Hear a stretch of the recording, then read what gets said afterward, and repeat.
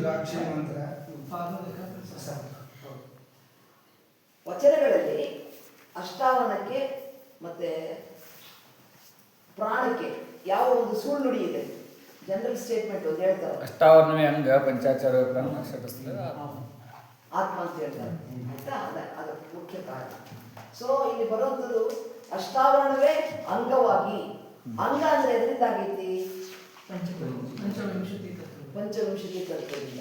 ಅಂದ್ರೇನು? ಈ ಶರೀರ ಏನು ಸಾಕಾರವಾಗಿ, ಸಾಕಾರಕ್ಕೆ ನೋಡ್ಲಿಕ್ಕೆ, ಎಲ್ಲ ಮುಟ್ಲಿಕ್ಕೆ, ನೋಡ್ಲಿಕ್ಕೆ, ಮಾತಾಡ್ಲಿಕ್ಕೆ ಇರತಕ್ಕಂಥದ್ದು ಒಂದು ಅಂಗ ಇದೆ. ಆಮೇಲೆ ಅಂಗದ ಅರ್ಥ ಆಮೇಲೆ ನೋಡಿ, ಕಾಯ, ಶರೀರ, ಒಡಲು, ಅಂಗ, ತನು, ದೇಹ ಎಲ್ಲವೂ ಇದಕ್ಕೆ ಪರ್ಯಾಯ ಪದಗಳು. ಶರಣರು ಜಾಸ್ತಿ ಉಪಯೋಗಿಸೋದು ಯಾವುದು? ಅಂಗ ಜಾಸ್ತಿ ಉಪಯೋಗಿಸ್ತಾರೆ. ಅ ಅಂತಂದ್ರೆ ಇಲ್ಲಿ ಏನ್ ಹೇಳ್ತಾರೆ? ಅಂತ ಹೇಳಿದ್ರೆ ಆ ಅಂದ್ರೆ ಅಲ್ಲಿವರೆಗೂ, ಗ ಅಂದ್ರೆ ಗಮನಿಸೋದು ಅಂತ. ಎಲ್ಲಿವರೆಗೂ? ಮೂಲ ಚೈತನ್ಯವನ್ನ ಕಾಣತನ ಚಲಿಸ್ತಕ್ಕಂಥದ್ದು. ಇದಕ್ಕೆ ಇದು ಪ್ರಾರಂಭದಲ್ಲಿ ಇರ್ತಕ್ಕಂಥದ್ದು ಅಂಗ. ಪ್ರಾಣ ಅಂದ್ರೆ ಸಾಂದರ್ಭಿಕವಾಗಿ ಬೇರೆ ಬೇರೆ ಅರ್ಥದಲ್ಲಿ ಹೇಳ್ತಾರೆ. ಪ್ರಾಣ ಅಂದ್ರೆ ಉಸಿರಾಟ ಅಂತಲೂ ತಗೊಳ್ಬೋದು. ಪ್ರಾಣ ಅಂದ್ರೆ ಪರಿಶುದ್ಧ ಚೈತನ್ಯ ಏನೈತಲ್ಲ, ಮೂಲ ಚೈತನ್ಯಕ್ಕೂ ಪ್ರಾಣ ಅಂತ ಹೇಳ್ತಾರೆ. ಪ್ರಾಣ ಲಿಂಗ ಸ್ಥಾಪನೆ ಅಂತ ಏನು ಹೇಳ್ತಾರಲ್ಲ, ಪ್ರಾಣಕ್ಕೆ ಅದಕ್ಕೂ ಹೇಳ್ತಾರೆ ಪ್ರಾಣ ಅಂತೇಳಿ. ಸೊ ಅದಕ್ಕೆ ಇಲ್ಲಿ ಬರುವಂಥದ್ದು. ಅದಕ್ಕೆ ಏನ್ ಮಾಡಿದ್ರು? ಅಂಗ ಇರೋದು ಏನಕ್ಕೆ ಅಂತಂದ್ರೆ ಶುದ್ಧೀಕರಣ ಮಾಡ್ಕೊಳ್ಳಿಕ್ಕೆ. ಯಾಕೆ ಶುದ್ಧಿ ಮಾಡ್ಬೇಕಂತ ಹೇಳಿದ್ರೆ, ಇದು ಎಷ್ಟೋ ಜನ್ಮಗಳಿಂದ ಬಂದಿರತಕ್ಕಂಥದ್ದು ಈ ಶರೀರ. ಹೌದಾ? ಈ ಶರೀರ ಎಷ್ಟೋ ಜನ್ಮದಿಂದ ಬಂದು ಅನಂತ ಕೋಟಿ ಅಗಣಿತ ಜನ್ಮ ಎಷ್ಟೊಂದು ತಗೊಂಡು ಬಂದು ಈಗ ಮಾನವನಾಗಿ ಹುಟ್ಟಿ ಬಂದಿದೆ. ಅದಕ್ಕೆ ಇದು 1-2 ಬಂದಿರೋದಂತಲ್ಲ, ಬಾರದ ಭವನಗಳಲ್ಲಿ ಬಂದೆ ಏನೇನು ಎಲ್ಲ ಹೊತ್ಕೊಂಡು ಬಂದಿಲ್ಲ. ಅದಕ್ಕೆ ಜನ್ಮಾಂತರದಿಂದ ಕಸವನ್ನ ಕ್ರೋಢೀಕರಣ ಮಾಡ್ಕೊಂಡು ಈಗ ಅದೃಷ್ಟವಶಾತ್ ಯಾವ ಜನ್ಮದಲ್ಲಿ ಏನು ಪುಣ್ಯ ಮಾಡಿದ್ವೋ ಗೊತ್ತಿಲ್ಲ, ಮನುಷ್ಯರಾಗಿ ಹುಟ್ಟಿದ್ವಿ. ಈ ಜನ್ಮವನ್ನ ನಾವು ಸಾರ್ಥಕ ಮಾಡ್ಕೊಳ್ಬೇಕು.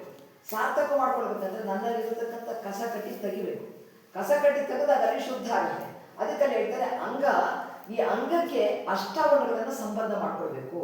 ಯಾವ ರೀತಿ ಮುಂದಕ್ಕೆ ಹೇಳ್ತೇನೆ ನಾನು, ಆಯ್ತಾ? ಮತ್ತೆ ಈ ಪ್ರಾಣ ಚೈತನ್ಯ ಏನೈತಲ್ಲ, ಅದು ಆಚಾರಗಳಿಗೆ ಸಂಬಂಧ ಪಡುವಂಥದ್ದು. ಆಚರಣೆಗಳನ್ನ ಏನು ಅಂಗವನ್ನು ಶುದ್ಧ ಮಾಡ್ಕೊಳ್ಳಿಕ್ಕೆ ಕೆಲವೊಂದು ಆಚರಣೆಗಳಿದೆ. ಆ ಕೆಲವೊಂದು ಆಚರಣೆಗಳನ್ನ ನನ್ನ ಪ್ರಾಣವಾಗಿ ತಿಳ್ಕೊಂಡು ನಾನು ಅದನ್ನ ಆಚರಣೆ ಮಾಡಬೇಕು. ಅದನ್ನ ಬಿಟ್ಟರೆ ನಾನು ಬೇರೆ ಇಲ್ಲ ಅನ್ನೋ ಭಾವದಲ್ಲಿ ಅದನ್ನ ಪ್ರಾಣವಾಗಿ ಸ್ವೀಕಾರ ಮಾಡಿ ಅಲ್ಲಿ ನಾನು ಪ್ರಾಣವಾಗಿ ಆಚರಣೆಗಳನ್ನು ಮಾಡೋದ್ರಿಂದ ಏನಾಗುತ್ತೆ, ನನಗೊಂದು ವಿಶೇಷವಾಗಿರ್ತಕ್ಕಂಥ ಫಲ ಇರ್ಬೋದು, ಅದು ಪರಿಣಾಮ ಇರ್ಬೋದು, ಅದನ್ನೇನೋ ಒಂದು ಸಂತೋಷ ಆಗುತ್ತೆ. ಅದು ಜೀವನ ಮಾನವನಾಗಿ ಹುಟ್ಟಿದ್ರಿಂದ ನಾನು ಸಾರ್ಥಕತೆಯನ್ನು ಪಡ್ಕೊಳ್ಳಿಕ್ಕೆ ಈ ಕ್ರಮವನ್ನು ಅನುಸರಿಸಬೇಕಂತ ಹೇಳಿ ಅಷ್ಟ ಆವರಣಗಳನ್ನು ಕೊಟ್ಟರು ಶುದ್ಧೀಕರಣ ಮಾಡ್ಕೊಳ್ಳಿಕ್ಕೆ. ಇದರಲ್ಲಿ ಪರಮಾತ್ಮ ನಿರಾಕಾರ ಇದ್ದಾನೆ, ಸಾಕಾರವೇ ಈ ಸೃಷ್ಟಿ. ಹೌದಾ? ಸಾಕಾರ ಅಂತ ಕಲಿಕೆ ಅಂಗ ಸಾಕಾರ ಐತಿ, ಪ್ರಾಣ ಮತ್ತೆ ಅನುಭವ ನಿರಾಕಾರ ಐತಿ. ಪ್ರಾಣ ಹೇಳಕ್ ಬರೋಂಗಿಲ್ಲ, ಯು ಕ್ಯಾನ್ ಫೀಲ್ ಅಷ್ಟೇ. ಹೌದಾ? ಹಾಗೆ ಅನುಭವನೂ ಕೂಡ ಫೀಲ್ ಮಾಡ್ಬೋದು ಅಷ್ಟೇ, ಹೇಳ್ಬೋದು ತುಂಬಾ ಚೆನ್ನಾಗಿತ್ತು ಅಂತನೋ, ತುಂಬಾ ಸುಂದರವಾಗಿದೆ ಅಂತನೋ, ಅವ್ರು ಚೆನ್ನಾಗಿದ್ದಾರೆ, ಇವ್ರು ಚೆನ್ನಾಗಿದ್ದಾರೆ, ತುಂಬಾ ಚೆನ್ನಾಗಿ ಮಾತಾಡೋರು, ಈ ಭಾವನೆಗಳೆಲ್ಲ ಏನಿದೆಯಲ್ಲ ಹೇಳ್ಬೋದೇ ಹೊರತು ಪದಗಳಲ್ಲಿ ಸ್ವಲ್ಪ ಮುಟ್ಟಿಸ್ಬೋದು, ಪರಿಪೂರ್ಣವಾಗಿ ಹೇಳಕ್ ಬರಲ್ಲ. ಇದಿಷ್ಟು ಅರ್ಥ ಆಯ್ತಾ? ಮುಂದಕ್ಕೆ ಹೋಗ್ಲಾ? ನೆಕ್ಸ್ಟ್. ಈಗ ಇದು ಹೇಗಿದೆಯಪ್ಪ ಅಂದ್ರೆ ಒಂದು ಬಿಟ್ಟು ಒಂದು ಪ್ರಕಟ ಆಗ್ಲಿಕ್ಕೆ ಸಾಧ್ಯ ಇಲ್ಲ. ಅಂದ್ರೆ ಒಂದ್ರ ಜೊತೆ ಒಂದು ಇದ್ದಾಗ ಮಾತ್ರ ಅವೆರಡಿಲ್ಲ. ಅಂದ್ರೆ ಸಾಕಾರ ಇಲ್ಲದೆ ನಾನು ನಿರಾಕಾರದ ಕಡೆ ಹೋಗ್ಬೇಕು. ಯಾಕಂದ್ರೆ ನಿರಾಕಾರದಿಂದನೇ ನಾನು ಬಂದಿರೋದು, ತಿರ್ಗಾ ನಿರಾಕಾರ ಸರ್ಕಲ್ ಕಂಪ್ಲೀಟ್ ಆಗ್ಬೇಕಲ್ಲ. ಅದಕ್ಕೆ ನಿರಾಕಾರ ಮಾಡ್ಲಿಕ್ಕೆ ಅಂದ್ರೆ ಅದು ಪ್ರವೃತ್ತಿ ಮಾರ್ಗ ಅಂತ ಹೇಳ್ತಾರೆ. ಮೇಲಿಂದ ಕೆಳಗಡೆ ಬಂದಿರೋದು ಪ್ರವೃತ್ತಿ ಮಾರ್ಗ. ಈಗ ನಾನು ನಿವೃತ್ತಿ ಆದ ನಾನು ಆಫೀಸಿಂದ, ಅಂದ್ರೆ ಸರ್ಕಾರಿ ಕೆಲಸದಿಂದ ನಿವೃತ್ತಿ ಆದ ಅಂದ್ರೆ ಏನು, ಅಲ್ಲಿ ಏನಿದೆ ಅದಲ್ಲ, ಬೇರೆ ಏನೋ ಇದೆ ನಾನು. ಈಗ ನಾನು ಏನ್ ಮಾಡ್ಬೇಕು, ಇದ್ರಲ್ಲಿ ನನ್ನಲ್ಲಿರತಕ್ಕಂಥ ಭಾವನೆಗಳನ್ನ ಕಡಿಮೆ ಮಾಡ್ಕೋತ ಹೆಜ್ಜೆಗೆ ಹಂತವಾಗಿ ಮೇಲಕ್ಕೆ ಹೋಗ್ಬೇಕಂದ್ರೆ ಏನು, ಸಾಕಾರದಿಂದನೇ ನಿರಾಕಾರಕ್ಕೆ ತಲುಪಬೇಕು. ಅದಕ್ಕಲ್ಲಿ ಹೇಳ್ತಾರೆ ಶರೀರ ಮಾಧ್ಯಮ ಖಲು ಧರ್ಮ ಸಾಧನ ಅಂತ, ದೇಹವಿಲ್ಲದೆ ಪ್ರಾಣಕ್ಕೆ ಆಶ್ರಯವಿಲ್ಲ ಅಂತ ಹೇಳ್ತಾರಲ್ಲ. ಹಾಗೆ ಈ ದೇಹದ ಮೂಲಕವೇ ನಾನು ಸಾರ್ಥಕತೆಯನ್ನು ಪಡಿಬೇಕು. ಹೌದಾ? ದೇಹವಿಲ್ಲದೆ ಸಾರ್ಥಕತೆಯನ್ನು ಪಡೀಲಿಕ್ಕೆ ಸಾಧ್ಯ ಇಲ್ಲ. ಅದಕ್ಕೆ ದೇಹವನ್ನ ಚೆನ್ನಾಗಿ ನೋಡ್ಕೊಳ್ಬೇಕು. ಯಾಕೆ ನೋಡ್ಕೊಳ್ಬೇಕಂದ್ರೆ ಈ ಜನ್ಮಾಂತರದಿಂದ ಬಂದಿರತಕ್ಕಂಥ ಕಸವನ್ನ ಕಳೀಲಿಕ್ಕೆ ಈ ದೇಹ ಶುದ್ಧಿಯಾಗಿ ಇಟ್ಕೊಳ್ಬೇಕು. ಎಲ್ಲಿ ಶುದ್ಧತ್ವ ಇದೆ, ಎಲ್ಲಿ ಸತ್ಯದ ನಿಲುವಿದೆ, ಅಲ್ಲಿ ಪರಮಾತ್ಮನ ಅಸ್ತಿತ್ವ ಇರ್ಲಿಕ್ಕೆ ಸಾಧ್ಯ. ಅದಕ್ಕೆ ಇದನ್ನೆಲ್ಲ ಕ್ಲಿಯರ್ ಮಾಡ್ಕೋಬೇಕು ನಾನು. ಇದಿಷ್ಟು ಅರ್ಥ ಆಯ್ತಾ? ಅದಕ್ಕೆ ಹೇಳಿದ್ರು ಭಕ್ತನ ಕಾಯವೇ ಶಿವನ ಕಾಯ. ಎಲ್ರಿಗೂ ನಿರಾಕಾರ ಪರಶಿವನೇ ಸಾಕಾರ ರೂಪ. ಪರಮಾತ್ಮನ ನಾ ಹೇಳಿದ್ವಲ್ಲ ಮೊನ್ನೆ ಚಿಂತನೆ ಮಾಡಿದಾಗ, ಏನೆಲ್ಲ ಸೃಷ್ಟಿ ಮಾಡಬೇಕು ಅಂತಂದ್ರೆ ನಾ ಏಕಾಣುವಿನಿಂದ ಹಿಡಿದು ಅನೇಕಾಣುವರಿಗೆ ಮಾಡಿರ್ತಕ್ಕಂಥ ಒಂದು ಪರಿಪೂರ್ಣ ಮಾದರಿ ಅಂತ ಹೇಳಿದ್ರೆ ಮಾನವ ಅನ್ನೋದನ್ನ ಓದ್ಕೊಂಡ್ವಲ್ಲ, ಇದಿಷ್ಟು ಅರ್ಥ ಆಯ್ತಾ? ಅರ್ಥ ಆಯ್ತಲ್ಲ? ಮುಂದಕ್ಕೆ ಹೋಗ್ತೀನಿ. ಇದಿಷ್ಟು. ಈಗ ನಾನು ಅದೇ ಅಷ್ಟಾವರಣ ಅಂಗದ ಶುದ್ಧತೆ ಮಾಡ್ಕೊಳ್ಳುವಂಥದ್ದು. ಅಂಗ ಸಾಧನಾ ಪರಿಕರ ಇದಿರೋಂಥದ್ದು. ಅಲ್ಲಿ ಹೇಳಿದ್ವಲ್ಲ, ದೇಹವಿಲ್ಲದೆ ಪ್ರಾಣಕ್ಕೆ ಆಶ್ರಯವಿಲ್ಲ ಅಂತ. ಅಂದರೆ ಇದು ಎಲ್ಲ ಎರಡೂ ಕೂಡ ಅವಿನಾಭಾವ ಸಂಬಂಧದಿಂದ ಇರತಕ್ಕಂಥದ್ದು. ದೇಹ ಪಂಚವಿಂಶ ತತ್ವದಿಂದ ಆಗಿರ್ತಕ್ಕಂಥದ್ದು. ಪ್ರಾಣ ಪರಮಾತ್ಮನ ಚೈತನ್ಯ ಅಷ್ಟೇ. ಅದು ಚೈತನ್ಯ ಅಂದರೆ ಹರಿತಾ ಇರುತ್ತೆ. ಅದನ್ನು ನನ್ನೊಳಗಡೆ ಬಂದಾಗ ಅದು ನಿರಾಕಾರ, ಇದು ಸಾಕಾರ. ಸಾಕಾರದೊಳಗಡೆ ನಿರಾಕಾರ ಬಂದರೆ ಅಲ್ಲಿ ಪರಿಪೂರ್ಣತ್ವದ ನಿಲುವು. ನಿರಾಕಾರಕ್ಕೆ ಒಂದು ಏನಾರು ಆಶ್ರಯ ಬೇಕು ದೇಹವನ್ನು, ಅದು ಅನ್ಸುತ್ತೆ. ಹಾಗೆ ದೇಹವಿಲ್ಲದೆ ಪ್ರಾಣಕ್ಕೆ ಆಶ್ರಯವಿಲ್ಲ ಅಂತೇಳಿ ಅಂಗದ ಶುದ್ಧತೆಯನ್ನು ಮಾಡ್ಕೊಳ್ಳಿಕ್ಕೆ ಅಂಗ ಪರಿಕರ ಅಂತ ಹೇಳಿದೆ. ಅಲ್ಲಿ ಏನಾಯ್ತು ನನಗೆ, ಅಲ್ಲಿ ಜ್ಞಾನವನ್ನ ಸತ್ಕ್ರಿಯೆಗಳನ್ನು ನಾನು ಮಾಡಬೇಕು, ಒಳ್ಳೆ ಕ್ರಿಯೆಗಳನ್ನು, ಸಕಾರಾತ್ಮಕ ಮನೋಭಾವನೆಯಿಂದ ನಾನು ಕೆಲಸಗಳನ್ನು ಮಾಡಬೇಕು. ಅದಕ್ಕೆ ಏನು ಮಾಡಬೇಕು, ನನಗೊಂಚೂರು ಶುದ್ಧ ಜ್ಞಾನ ಬೇಕು. ಜ್ಞಾನ ಎಂಥದ್ದು ಬೇಕಂತ ಹೇಳಿದ್ರೆ, ಯಾವ ಕಾರ್ಯವನ್ನು ನಾನು ಮಾಡ್ತೀನಿ ಆ ಕಾರ್ಯವನ್ನು ಚಲನೆಗೆ ತಂದಾಗ ಅದರಿಂದ ಪರಿಣಾಮ ಏನಾಗುತ್ತೆ, ಪ್ರತಿಯೊಬ್ಬರ ಮೇಲೆ, ಬೇರೆಯವರ ಮೇಲೆ ಅದು ಪರಿಣಾಮ ಬೇಕು. ಆ ರೀತಿಯ ಕ್ರಿಯೆಗಳನ್ನು ಮಾಡಬೇಕು, ಸತ್ಕ್ರಿಯೆಗಳನ್ನು. ಸಾಧನೆಗೆ ಕ್ರಿಯೆ ಆಯಿತು, ಕ್ರಿಯೆ ಮತ್ತು ಪ್ರಾಣ ವಿಚಾರ ಅದನ್ನಲ್ಲಿ ನಾನು ಮಾಡಬೇಕು. ಆಗ ವಿಚಾರದೊಂದಿಗಿನ ಆಚಾರ ಅಂದರೆ ಜ್ಞಾನದೊಂದಿಗಿನ ಕ್ರಿಯೆ ಮಾಡಬೇಕು. ಅದು ಗೊತ್ತಿದೆ ನಿಮಗೆ, ಕ್ರಿಯೆ ಜ್ಞಾನ. ಕ್ರಿಯೆ ಅಂದರೆ ಜ್ಞಾನ ಅಂದರೆ ತಿಳಿಯುವುದು, ಕ್ರಿಯೆ ಅಂದರೆ ಮಾಡುವುದು. ಅದರಲ್ಲಿ ತಿಳಿದಂತೆ ಮಾಡೋದು, ಅದಕ್ಕೇನು ಹೇಳ್ತಾರಲ್ಲ, ಅದಕ್ಕೆ ಮಾಡೋದು ಅನುಭವ. ಅದರಿಂದ ನಮಗೆ ಇದು ಸಿಗುತ್ತೆ, ಅನುಭವ ಸಿಗುತ್ತೆ ಅಂತ.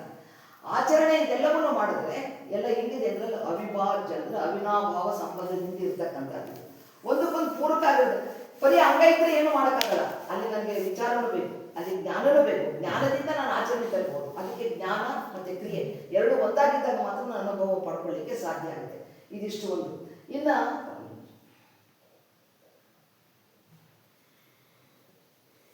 ಇದಿಷ್ಟು ಅರ್ಥ ಆಯ್ತಂದ್ರೆ ಮುಂದಕ್ಕೆ ಹೋಗ್ತೀನಿ. ಆಯ್ತಾ? ಇದು ಆಯ್ತು. ನೆಕ್ಸ್ಟ್ ಭಕ್ತನ ಕಾಯ ಶಿವನ ಕಾಯ ಆಯಿತು. ಎಸ್. ಅದಕ್ಕೆ ಏನು ಮಾಡಿದ್ರು, ನಮಗೆ ಶರಣರು ವಚನವನ್ನು ಕೊಟ್ಟರು. ಏನು? ಅಂಗಕ್ಕೆ ಅಷ್ಟಾವರಣ, ಶುದ್ಧ ಮಾಡ್ಕೊಳ್ಳೋಕ್ಕೋಸ್ಕರ ಅಷ್ಟಾವರಣವನ್ನು ಕೊಟ್ಟರು. ಮನಕ್ಕೆ ಮಂತ್ರವನ್ನು ಕೊಟ್ಟರು. ಅದು ಮನವೂ ಕೂಡ ಅಂತಃಕರಣ ಅಂತ ಏನು ಹೇಳ್ತಾರಲ್ಲ, ಅಂತಃಕರಣದಲ್ಲಿ ಒಂದು ಸಾಧನ ಕ್ರಿಯೆ. ಅದು ಹೊರಗಿನ ವಿಚಾರಗಳನ್ನು ತಲುಪಿಸುತ್ತೆ ಅಷ್ಟೇ. ಈ ಡೋಲಕಗಳು ಅಂತ ಹೇಳ್ತಾರೆ, ಈ ಕಿವಿ ಇರ್ಬೋದು, ಇಂದ್ರಿಯಗಳೆಲ್ಲ ಡೋಲಕ ಮಾಧ್ಯಮ ಅಷ್ಟೇ. ಕಿವಿ ಹೇಳಲ್ಲ ಇಂದು ಮಾತಾಡ್ತಿದ್ದಾರೆ ಅಂತೆಲ್ಲ. ಒಳಗಡೆ ಇನ್ನೊಂದು ಇಂದ್ರಿಯ ಇದೆ, ಅದು ತಿಳಿಸುತ್ತೆ ಇದು ಹಿಂಗಿದೆ, ಇದು ಸರಿ, ಇದು ತಪ್ಪು, ಇದು ತಿಳ್ಕೋ, ಇದು ಬೇಡ ಅಂತ ಹೇಳುತ್ತೆ. ಅದಕ್ಕಿದು ಮಾಧ್ಯಮಗಳಿದೆ ಅಷ್ಟೇ. ಇದು ಅರಿವು. ಅದು ಮನ ಮಂತ್ರಕ್ಕೆ ಅನ್ವಯ ಮಾಡಿಕೊಳ್ಬೇಕು. ಪ್ರಾಣಕ್ಕೆ ಪಂಚಾಚಾರ ಅಂತ ಹೇಳಿದ್ರು. ಭಾವಕ್ಕೆ ಅರಿವು ಸಂಬಂಧವಾದ ಭಕ್ತ ಎಂದು ನಡೆದಂತೆ ಸಂತ. ಅಂದರೆ ಯಾವ ರೀತಿ ಭಾವನೆಗೆ ತಕ್ಕಂತೆ ಅವನಿಗೆ ಜ್ಞಾನಯುತವಾಗಿರ್ತಕ್ಕಂಥ ಕ್ರಿಯೆಯನ್ನು ಮಾಡಿದ್ರೆ ಅವನು ಎಲ್ಲರೂ ಮೆಚ್ಚಬೇಕು. ಮಾಡಿದ ಕೆಲಸವನ್ನ ಎಲ್ಲರೂ ಸರಿ ಮಾಡ್ತಾ ಇದ್ದಾರಪ್ಪ, ಒಬ್ರಿಗೆ ಉಪಯೋಗ ಆಗತಕ್ಕಂಥ ಕ್ರಿಯೆ ಮಾಡ್ತಿದ್ದಾರೆ ಅನ್ನೋದನ್ನು ಮೆಚ್ಚಬೇಕು. ಅದಕ್ಕೆ ಅವನಿಗೆ ಸಂತ ಅಂತಾರೆ. ಅಂತ ಸಂತ ಅಂದ್ರೇನು, ಅಲ್ಲಿ ಒಂದು ವಿಶೇಷ ಜ್ಞಾನವನ್ನು ಹೊಂದಿರೋನು ಅಂತ ಹೇಳಿ ಬರ್ತಿದ್ದಾರೆ.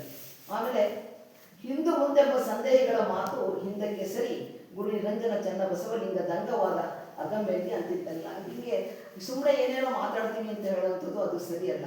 ಇದಕ್ಕೇನು ಹೇಳ್ತಾರೆ ಅಂದರೆ, ಚನ್ನಬಸವ ಅಂದರೆ ಪರಮಾತ್ಮನಿಗೆ ಆಶ್ರಯ ಸ್ಥಾನ ಆಗಿರ್ತಕ್ಕಂಥದ್ದು ಈ ದೇಹ. ಎಲ್ಲವನ್ನೂ ನಿಯಂತ್ರಣ ಮಾಡತಕ್ಕಂಥ ಪರಮ ಚೈತನ್ಯಕ್ಕೆ ಆಶ್ರಯ ಆಗಿರ್ತಕ್ಕಂಥದ್ದು ಈ ದೇಹ. ಅಂದರೆ ಆ ಪರಿಪೂರ್ಣ ಚೈತನ್ಯ ನನ್ನಲ್ಲಿ ಇದೆ ಅಂತ ಹೇಳಿದ್ರೆ ನಾನು ಮಾಡೋದೆಲ್ಲ ಕೆಲಸವೆಲ್ಲವೂ ಕೂಡ ಪರಿಶುದ್ಧವಾಗಿರಬೇಕು, ಸತ್ಯದ ಹಿನ್ನೆಲೆಯಲ್ಲಿರಬೇಕು. ಯಾವಾಗಲೂ ಸತ್ಯದ ಹಿನ್ನೆಲೆಯಲ್ಲಿ ನಡಿಬೇಕು, ನುಡಿಬೇಕು, ಮಾಡಬೇಕು. ಅದನ್ನಲ್ಲಿ ಹೇಳ್ತಾರೆ. ಇಷ್ಟು ಮಾಡಿದಾದ್ಮೇಲೆ ಅದಕ್ಕೆ ಬಸವಾದಿ ಪ್ರಮಥರಿಂದ ಅಷ್ಟಾವರಣಗಳನ್ನು ಅರಿತು ರೂಢಿಸಿಕೊಂಡಾಗ ಬಹಿರಂಗದ ಆಚರಣೆಗೆ ನನ್ನ ಮನಸ್ಸಿಗೆ ಬರಬೇಕು. ಮೊದಲು ನಾನಿಲ್ಲಿ ಉಳಿವಿಗೆ ಬರಬೇಕು, ಇಲ್ಲಿ ಒಂದು ಕಂಪಟ ಮಾಡ್ತಾರೆ, ಶಿಬಿರ ಮಾಡ್ತಾರೆ, ಶಿಬಿರಕ್ಕೆ ನಾನು ಬರಬೇಕಂತ ಮೊದಲೇ ಪ್ಲ್ಯಾನ್ ಇರಬೇಕು ನನಗೆ. ಮೊದಲೇ ಪ್ಲ್ಯಾನ್ ಇದ್ದರೆ ಅಲ್ಲಿಂದ ಶುರುವಾಗುತ್ತೆ ನಮ್ಮದು. ಏನೇನು ತೊಗೊಂಡೋಗ್ಬೇಕು, ಏನೇನು ಬೇಡ, ಹೌದಾ, ಯಾವತ್ತು ಹೋಗ್ಬೇಕಾದ್ರೆ ಏನು ತೊಗೊಂಡೋಗೋದು, ಜಾಸ್ತಿ ಆಗುತ್ತಾ, ಕಡಿಮೆ ಆಗುತ್ತಾ, ಎಲ್ಲ ಕ್ರಮಗಳು ನಡೆಯುತ್ತಲ್ಲ. ಅದಕ್ಕೆ ಇದನ್ನೆಲ್ಲ ಹೇಳ್ತಾರೆ. ಅಂಗಕ್ಕೆ ಅನುಭವ ಆಗಲಿಕ್ಕೆ ಶತಸ್ಥಲದ ಮಾರ್ಗದಲ್ಲಿ ನಾನು ಹೋಗಬೇಕು. ಬಸವಾದಿ ಪ್ರಮಥರು ಯಾಕೆ ಅಂತ ಹೇಳಿದ್ರೆ, ಏನಾಗಿ ನಾನು ಹುಟ್ಟಿ ಬಂದೆ, ನನ್ನ ಗುರಿ ಏನಿರಬೇಕು ಜೀವನದಲ್ಲಿ, ನನ್ನ ಗುರಿಯನ್ನು ಸಾಧಿಸಲಿಕ್ಕೆ ಯಾರ ಆಶ್ರಯವನ್ನು ಪಡಿಬೇಕು, ಈ ರೀತಿಯೆಲ್ಲ ಭಾವನೆಗಳು ನಮ್ಗೆ ಯಾರು ಹೇಳ್ಕೊಡೋದಿರಲ್ಲ. ನಾನು ಎಲ್ಲೋಗ್ಬೇಕು, ನಾನು ಈಗ MTech ಮಾಡಿದೆ, ಎಲ್ಲನೂ ಮಾಡಿದೆ, ಕೆಲಸ ಒಂದು ಸಿಗಲಿಲ್ಲ, ಏನು ಮಾಡಬೇಕು, ಮುಂದೆ ಪ್ರಶ್ನೆ ಆಗುತ್ತಲ್ಲ. ಜೀವನ ಸಾಗಿಸೋದು ಹೇಗೆ? ತಕ್ಷಣ ಜೀವ ಹೋಗ್ಲಿಕ್ಕೆ ಸಾಧ್ಯ ಇಲ್ಲ.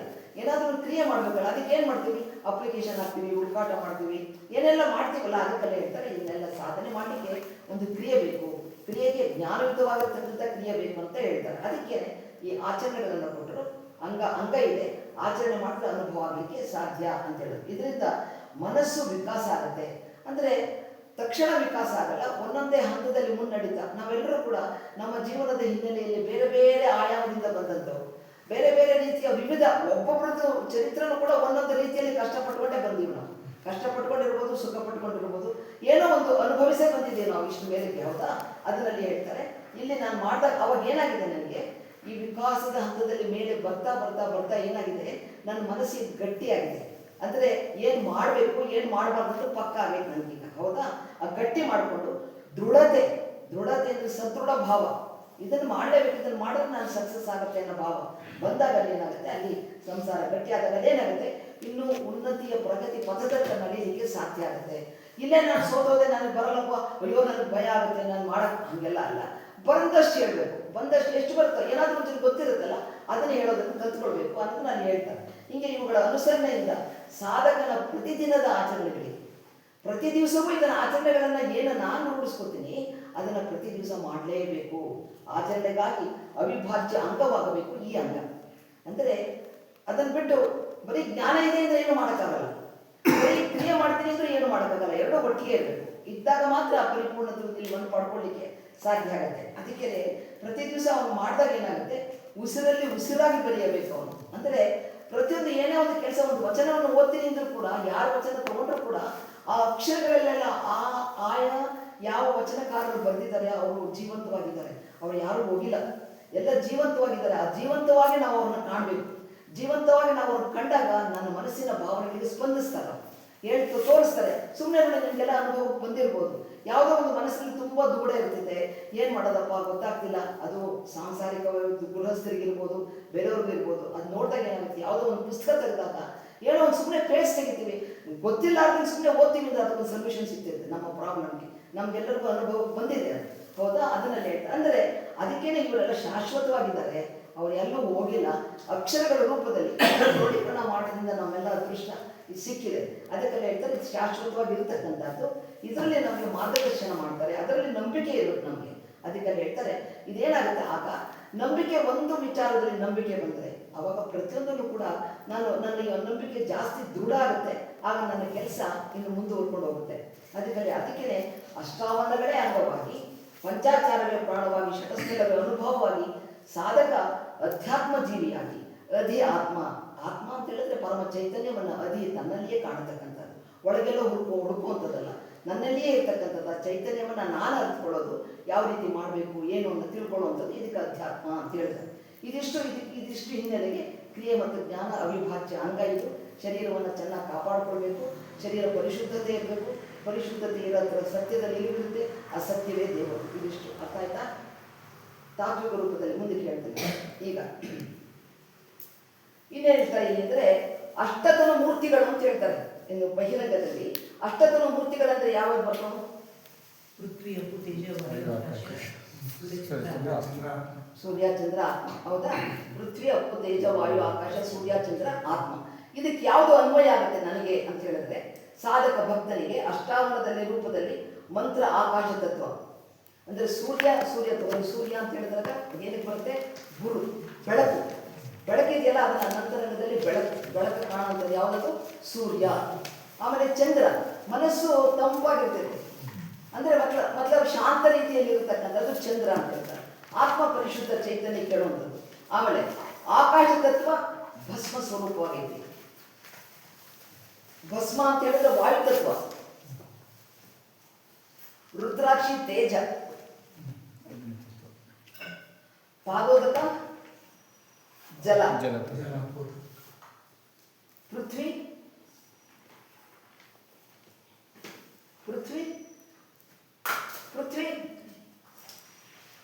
ತತ್ವ ಎದಕ್ಕೆ? ಬಸವ ಯಾಕೆ? ಏನೇನು ಬರ್ಕೊಡ್ರಿ? ಸೂರ್ಯ ಚಂದ್ರ ಆತ್ಮ ಆಯ್ತು, ಆಮೇಲೆ ಆಕಾಶ ಆಯ್ತು, ವಾಯು ಆಯ್ತು, ಅಗ್ನಿ ಆಯ್ತು, ಅಪ್ಪು ಆಯ್ತು. ಉಳಿದಿದ್ದು ಯಾವುದು? ಪೃಥ್ವಿ ತತ್ವ. ಯಾವುದು? ಅದ್ಯಾವುದು? ಪ್ರಸಾದ ಪೃಥ್ವಿ ತತ್ವ ಅಲ್ವಾ? ಬರ್ಕೋಬೇಕು. ಯಾಕೆ ನೋಡಿ, ಒಂದೇನು ಹೇಳ್ತೀನಿ ಗೊತ್ತಾ? ನೋಡಿ, ಯಾರು ದಡ್ರಿಲ್ಲ ಇಲ್ಲಿ, ಹೌದಾ? ಒಂದಲ್ಲ ಒಂದು ರೀತಿ ಎಲ್ಲ ಟ್ಯಾಲೆಂಟ್ ಇದೆ. ನಿಮಗೆ ನಾನು ಹೇಳ್ಕೊಡ್ಬೇಕಾಗಿಲ್ಲ, ತಕ್ಷಣ ನನಗೆ ನೀವು ಹೇಳ್ಕೊಡ್ಬೇಕು, ಆಯ್ತಾ? ನೀವು ಮೊದಲು ನಮಗೆ ಹೇಳ್ಕೊಡ್ರಿ. ಹಾಂ, ನೀವು ಮೊದಲು ನಮಗೆ ಹೇಳ್ಕೊಡ್ರಿ, ಆಮೇಲೆ ಆಯ್ತು. ಬರ್ಕೊಂಡ್ರಿ. ಈಗ ನೋಡಿ, ಬರ್ಕೊಂಡ್ರಿ. ಈಗ ಮೇಲಿನ ಗೊತ್ತಾಯ್ತಲ್ವಾ, ಕ್ರಿಯೆ ಮತ್ತು ಜ್ಞಾನ ಬೇಕು, ದೇಹ ಶುದ್ಧತೆ ಆಗಬೇಕು, ದೇಹವನ್ನ ಅಂಗದಲ್ಲಿರ್ತಕ್ಕಂಥ ಪ್ರಾಣ ಚೈತನ್ಯವಾಗಿ ಪರಮಾತ್ಮನ ಅಸ್ತಿತ್ವ ಇದೆ. ಅದು ಪ್ರಾಣ ಮತ್ತೆ ಅಂಗ ಮತ್ತೆ ಪ್ರಾಣ ಇಟ್ಟಿಲ್ಲ ದೇಹವಂದ್ರೆ ಪರಶಿವನ ಕಾಯ, ಭಕ್ತನ ಕಾಯವೇ ಶಿವನ ಕಾಯ ಅಂತ ಅನ್ಕೊಂಡು ಇಷ್ಟು ಗೊತ್ತಾಯ್ತು. ಇದು ಆಗಿರತಕ್ಕಂಥ ತಾತ್ವಿಕ ರೂಪದಲ್ಲಿ ಏನಂತ ನೋಡ್ತಿದ್ದೀವಿ. ಎರಡನೇ ಪ್ರಶ್ನೆ ಆಯ್ತಾ? ಇದನ್ನ ರಿಪೀಟ್ ಮಾಡ್ತಿರ್ತೀನಿ, ಮತ್ತೆ ನಾನು ಕೇಳ್ತಿರ್ತೀನಿ ಪ್ರಶ್ನೆ, ಹೋಗೋಷ್ಟರಲ್ಲಿ ಬಾಯ್ಪಾಠ ಮಾಡ್ಕೊಂಡು ಹೋಗ್ರಿ. ಇದು ಗೊತ್ತಾಯ್ತಾ? ಈಗ ಅಷ್ಟತನು ಮೂರ್ತಿಗಳು ಅವರು ಇದು ಇನ್ನೊಮ್ಮೆ ನಾನು ಹೇಳಲ್ಲ, ಅಷ್ಟತನು ಮೂರ್ತಿ ಅಲ್ಲ, ಬೇಡ ಹೇಳ್ತೀನಿ, ಕೇಳ್ರಿ, ಹೇಳ್ತಾರೆ ಯಾರಾದ್ರೂ ಕೇಳಿಸ್ಕೊಡ್ರಿ. ಹಾ ಹೇಳ್ರಮ್ಮ. ಎಲ್ಲ ಅಷ್ಟತನು ಮೂರ್ತಿಗಳು ಮತ್ತೆ ಹೇಳ್ರಿ. ಸೂರ್ಯ ಚಂದ್ರ ಎಷ್ಟಾಯ್ತು? 8 ಆಯ್ತು. ಈಗ ಒಂದೊಂದಕ್ಕೆ ಬನ್ರಿ. ಪೃಥ್ವಿಗೆ ಅದಕ್ಕೆ ಕೊಡ್ತೀವಿ. ಪೃಥ್ವಿ ಯಾವ ತತ್ವ? ತತ್ವ ಹೇಳ್ರಿ. ಪೃಥ್ವಿ ಅಂತ ಹೇಳ್ತಿದ್ದಾರೆ ಅವ್ರು. ಪೃಥ್ವಿ ತತ್ವನೇ ಅದು.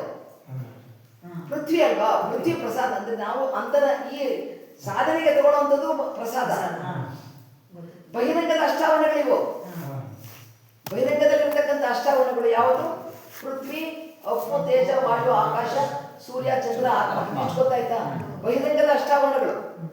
ಬಹಿರಂಗದ ಅಂದ್ರೆ ಹೊರಗೆ ಇರತಕ್ಕಂಥದ್ದು ಪಂಚಮಹಾಭೂತಗಳು. ನಾವು ಏನು ಆಚೆ ನೋಡ್ತೀವಲ್ಲ ಇದೆಲ್ಲ ಗೊತ್ತಾಯ್ತಾ? ಈಗ ಹೇಳ್ರಿ, ಬಹಿರಂಗದ ಅಷ್ಟಾವರಣಗಳು ಯಾವ್ದು ಹೇಳ್ರಿ? ಪೃಥ್ವಿ, ತೇಜ, ವಾಯು, ಆಕಾಶ, ಎಲ್ಲರೂ ಸೂರ್ಯ, ಸ್ಟಡಿ ತೇಜ, ವಾಯು, ಆಕಾಶ, ಸೂರ್ಯ, ಚಂದ್ರ, ಆತ್ಮ. ಬಂತಲ್ಲ ಈಗ? ಇದಿಷ್ಟು ಅಂದ್ರೆ ಬಹಿರಂಗದ ಅಷ್ಟಾವರಣಗಳು, ಹೊರಗಡೆ ಇರತಕ್ಕಂಥ. ನನ್ನೊಳಗಡೆ ಆಮೇಲೆ ನೋಡೋಣ, ಆಯ್ತಾ? ಇದಕ್ಕೆ ತಾತ್ವಿಕ ಯಾವ್ದಕ್ಕಾದ್ರು ಲಿಂಕ್ ಹೇಳಿದ್ರೆ ಹೇಳಿ. ಅದು ಹೆಸರು ರಿಪೀಟ್ ಮಾಡ್ತೀನಿ. ಈಗ ಅದನ್ನ ಈಗ ಬಹಿರಂಗದ ಅಷ್ಟಾವರಣಗಳಿಗೆ ಅಂತರಂಗದ ಅಷ್ಟಾವರಣಗಳ ಸಮೀಕರಣ ಮಾಡ್ಕೊಳ್ಳೋದು ಹೇಳ್ತೀನಿ ನಾನು. ಮತ್ತು ಸೂರ್ಯ ತಗೊಳ್ಳೋಣ. ಸೂರ್ಯ ಅಂದ್ರೆ ಏನು? ಬೆಳಕು. ಬೆಳಕು ಅಂದ್ರೆ ಏನು?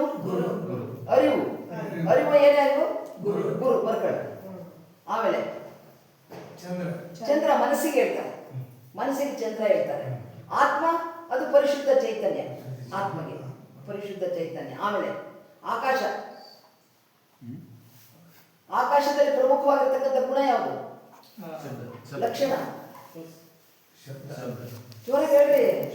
ಶಬ್ದದಲ್ಲಿ ಏನ್ ಹೇಳ್ತೀವಿ ನಾವು? ಮಂತ್ರದ ಬರ್ಕೊಳ್ಳಿ. ಏನಾಯ್ತು? ಮಂತ್ರ. ಸೂರ್ಯ, ಚಂದ್ರ, ಆತ್ಮ ಆಯ್ತು, ಆಕಾಶ ಆಯ್ತು. ಆಮೇಲೆ ವಾಯು ಭಸ್ಮ. ಆಮೇಲೆ ತೇಜ, ರುದ್ರಾಕ್ಷ, ಜ್ಞಾನ ಚಕ್ಷು. ಆಮೇಲೆ ಜಲ, ಪಾದೋದಕ. ಜಲ ಬಂತು. ಜಲ ಬಂದಿದ್ದು ಯಾವುದು? ಪಾದೋದಕ. ಆಮೇಲೆ ಯಾವುದು? ಆಮೇಲೆ ಬಂತ ಪೃಥ್ವಿ ಪ್ರಸಾದ. ಎಲ್ಲರಿಗೂ ಗೊತ್ತಾಯ್ತಾ? ಈಗ ಲಿಂಗ ಬಹಿರಂಗದ ಅಷ್ಟಾವರಣಗಳು, ಅಂತರಂಗದ ಅಷ್ಟಾವರಣಗಳು ಹೆಂಗೆ ಸಮೀಕರಣ ಮಾಡ್ಕೋಬೇಕಂತ ಗೊತ್ತಾಯ್ತು. Yes no? ಇದು ಲಿಂಗ. ಗೊತ್ತಾಯ್ತು. ಜಂಗಮ ಇಲ್ಲಿ ಬಂತು.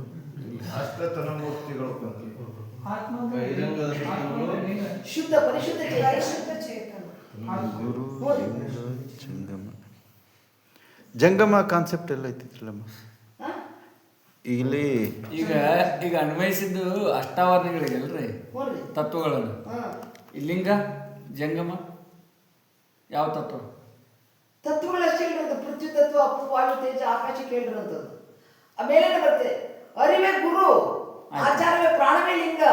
ಅರಿವೇ ಗುರು ಆಯ್ತು. ಅಲ್ಲೇ ಮೇಲೆ ಬಂತಲ್ಲ ಸೂರ್ಯ, ಚಂದ್ರ, ಆತ್ಮ. ಗುರುಲಿಂಗ ಜಂಗಮ. ಅದು ಮನಸ್ಸು. ಅಲ್ಲಿ ಮನಸ್ಸು. ಸೂರ್ಯ ಗುರು, ಚಂದ್ರ ಲಿಂಗ. ಚಂದ್ರ ಮನಸ್ಸೇ ಲಿಂಗನ. ಲಿಂಗನೇ. ಲಿಂಗ ಪ್ರಾಣವನ್ನ ಮಾಡ್ಕೋತೀವಲ್ಲ ನಾವು. ಜಂಗಮ. ಸೂರ್ಯ ಗುರು, ಲಿಂಗ ಚಂದ್ರ, ಪರಿಶುದ್ಧ ಚೈತನ್ಯ ಜಂಗಮ. ಅಲ್ಲಿ ಚೇತನ, ಆತ್ಮಸತ್ವ. ಚೇತನ ಅಂದ್ರೆ ಆತ್ಮತತ್ವ. ವಾಯು ಭಸ್ಮ.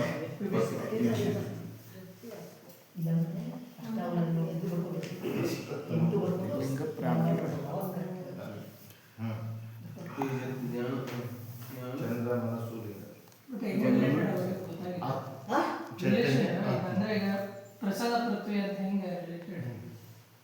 ಪರಿಶುದ್ಧ ಚೇತನ.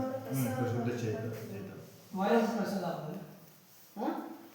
ವಾಯು ಏನಿದೆ? ವಾಯು ಗುಣ ಏನು? ಹರಿಯೋದು ಚಲಿಸೋದು. ಅದು ಪೃಥ್ವಿ ತತ್ವ ಚಲಿಸುತ್ತಾ? ಇಲ್ಲ. ಇಲ್ಲ. ಮತ್ತೆ ಹೆಂಗೆ ಹೇಳ್ತಾರೆ ನೀವು? ಜಡ ಇದು. ಬಟ್ ಪ್ರಸಾದ ಜಡ ಏನಲ್ಲ. ಪ್ರಸಾದ ಜಡನೆ. ಪ್ರಸಾದ ಜಡನೆ. ನೀವು ಒಳಗಿಟ್ಕೊಂಡು ಚೈತನ್ಯ ಮಾಡ್ಕೋತೀರಿ. Plants have life, yes, but ಅದರಿಂದ ಹೊರಹೊಮ್ಮದು ಜಡ. ಅದನ್ನ ತಿಂದು ನಾನು ಚೈತನ್ಯ ಪಡ್ಕೋತೀನಿ, ಹೌದು ತಾನೆ? ಅದರಲ್ಲಿ ಅಂದ್ರೆ ಹಿಂಗೆ ಗೊತ್ತಾಗ್ತಿದ್ಯಾ? ಅಂದರೆ ಅದರಲ್ಲಿ ಕಠಿಣವಾಗಿರ್ತಕ್ಕಂಥದ್ದು, ಅದು ಕಾಠಿಣ್ಯತ್ವವನ್ನು ಪಡೆದಿರತಕ್ಕಂಥದ್ದು. ಅದರಲ್ಲಿ ಏನು ಹಾಕಿದ್ರೂ ಕೂಡ ಅದು ಕ್ಷಮೆಯ ಧರಿತ್ರಿ ಅಂತ ಹೇಳ್ತಾರೆ. ಏನೆಲ್ಲವನ್ನು ಸಂಭಾಳಿಸುವಂಥದ್ದು, ಏನೆಲ್ಲ ಹೊತ್ಕೊಳ್ಳೋದಕ್ಕೆ ಶೌರ್ಯ ಇದಿರೋದಂಥದ್ದು. ಅಂದರೆ ಆ ಪ್ರಸಾದವನ್ನು ಸ್ವೀಕಾರ ಮಾಡಿದಾಗ ಏನು ಮಾಡಬಲ್ಲೆ ನಾನು?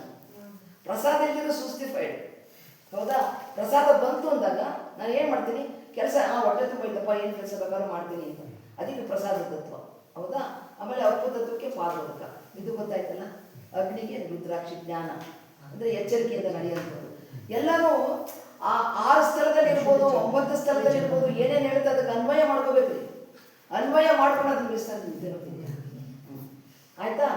ಆಯ್ತಲ್ಲ? ಇದು ಗೊತ್ತಾಯ್ತಾ? ಇಷ್ಟು ಮುಂದಕ್ಕೆ ಹೋಗ್ಲಾ?